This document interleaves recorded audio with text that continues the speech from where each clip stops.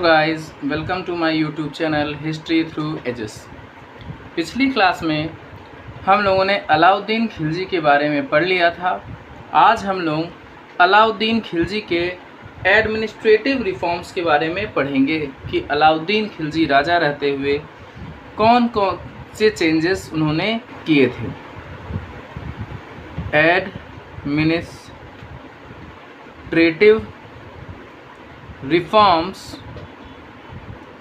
Of Alauddin Khilji. सबसे पहले हम लोग मिलिट्री रिफॉर्म पढ़ेंगे। मिलिट्री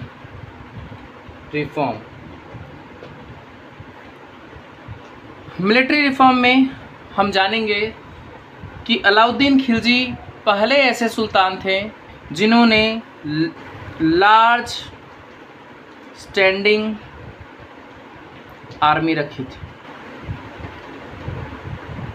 एंड पेड देम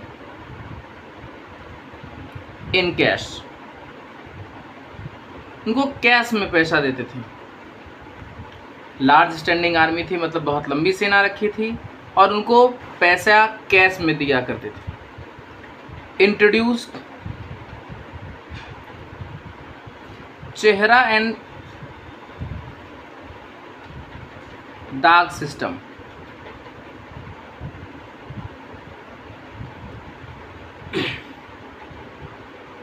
चेहरे का मतलब होता है डिटेल डिस्क्रिप्शन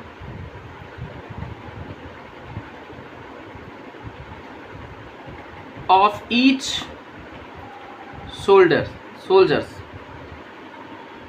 दाग का मतलब होता है ब्रांडिंग ऑफ हॉर्सेस। तो अलाउद्दीन खिलजी ने मिलिट्री रिफॉर्म में सबसे पहले लार्ज स्टैंडिंग आर्मी रखी और उनको पैसे कैश में दिया करते थे। और दूसरा, उन्होंने चेहरा और दाग सिस्टम इंट्रोड्यूस किया। चेहरा और दाग सिस्टम कहने का मतलब है कि हर सोल्जर का डिटेल डिस्क्रिप्शन वो रखते थे और घोड़ों की ब्रांडिंग की जाती थी ताकि उनको पता चल सके कि कौन सा घोड़ा जो है वो युद्ध के लिए फिट है और कौन सा नहीं। दूसरा, हम लोग पढ़ेंगे मार्केट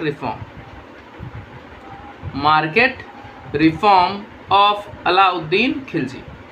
मार्केट मतलब व्यापार के लिए उन्होंने अलग नियम निकाले। हर एक चीज़ का प्राइस फिक्स कर दिया और उसी रेट से व्यापारियों को सामान बेचना होता था। ये डे टू डे अपडेट हुआ करते थे और यहाँ पर 4 तरह के मार्केट हुआ करते थे। ग्रेन मार्केट जिसे हम लोग मंडी कहते थे, इट इज़ फॉर ग्रेन्स। दूसरा, क्लोथ एंड ग्लोसरीज मार्केट।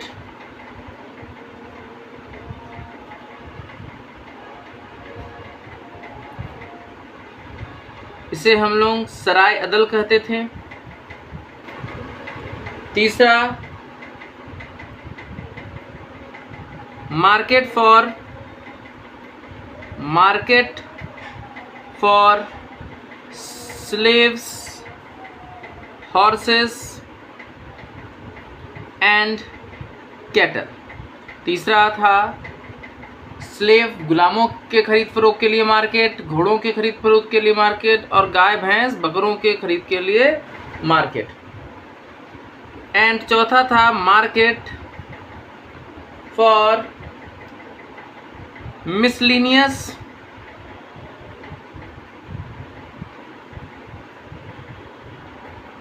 कमोडिटीज। ये 4 तरह के मार्केट हुआ करते थे। These market were under the control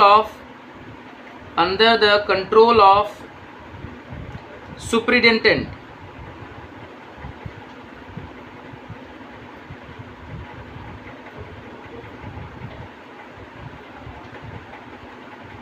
और इस सुप्रिटेंडेंट को कहा जाता था सहना ए मंडी। सहना ए मंडी कहा जाता था। और डेली रिपोर्ट इनको पहुंचाया जाता था। डेली रिपोर्ट पहुंचने के लिए हम लोगों ने ये देखा कि अलाउद्दीन खिलजी जब राजा बने तो उन्होंने देखा कि राज्य में बगावत होती है, तो राज्य में बगावत ना हो इसके लिए इन्होंने प्रॉपर स्पाई सिस्टम को दोबारा रिबिल्ड किया और ये स्पाई के थ्रू इनके पास हर चीज़ों की इंफॉर्मेशन आ जाती थी।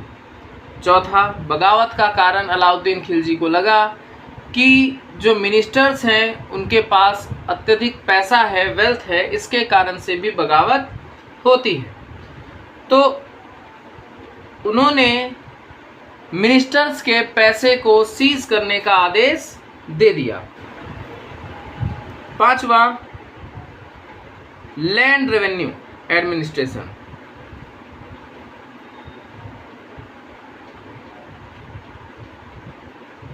अगर हम लैंड रेवेन्यू एडमिनिस्ट्रेशन की बात करें, तो लैंड रेवेन्यू में अलाउद्दीन खिलजी ने ज़मीन को नापा और ज़मीन को नापने के बाद उसके ऊपर टैक्स लगाया और जो टैक्स लगाया वो कैश में लिया जाता था, क्रॉप नहीं। आगे चल के ये लैंड रेवेन्यू रिफॉर्म जो अलाउद्दीन खिलजी ने लगाया वही land revenue administration Sher Shah Suri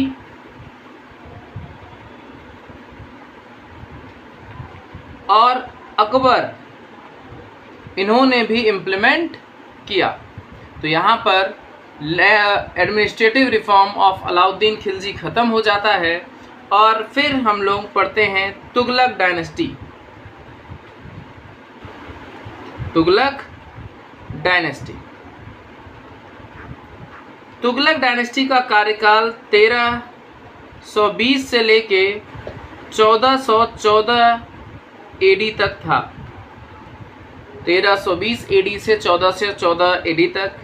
अगर दिल्ली सल्तनत की बात करें तो दिल्ली सल्तनत में सबसे ज़्यादा रूल अगर किसी डायनेस्टी ने किया था तो वो तुगलक डायनेस्टी ही थी। तुगलक डायनेस्टी को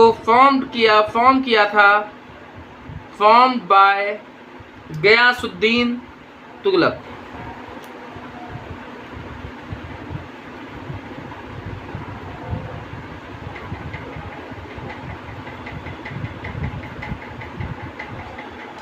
बा 1320 से 1325 सेंचुरी कॉमन एरा तक ये राजा थे। इनकी अकस्मात मृत्यु के बाद इनके पुत्र मोहम्मद बिन तुगलक को राजा बनाया गया। लेकिन सबसे पहले हम गयासुद्दीन तुगलक के द्वारा किए गए कुछ कार्यों को देख लेते हैं। सबसे पहला गयासुद्दीन तुगलक के द्वारा किया गया काम ये था कि वो पहले सुल्तान थे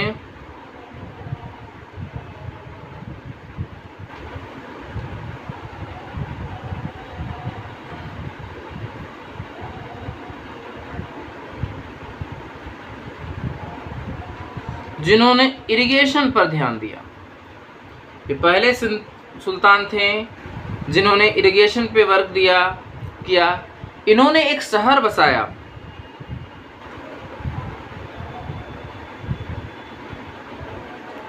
जिसका नाम उन्होंने तुगलकाबाद रखा।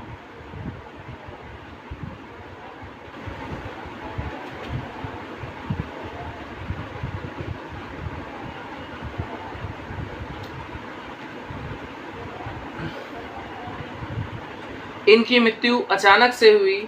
ऐसा माना जाता है कि एक वुडन स्ट्रक्चर इनके ऊपर गिर गया था और इस कारण से इनकी मृत्यु हो गई। इसके बाद हम लोग मोहम्मद बिन तुगलक के बारे में नेक्स्ट क्लास में पढ़ेंगे। Thank you guys and keep watching. Like share and subscribe.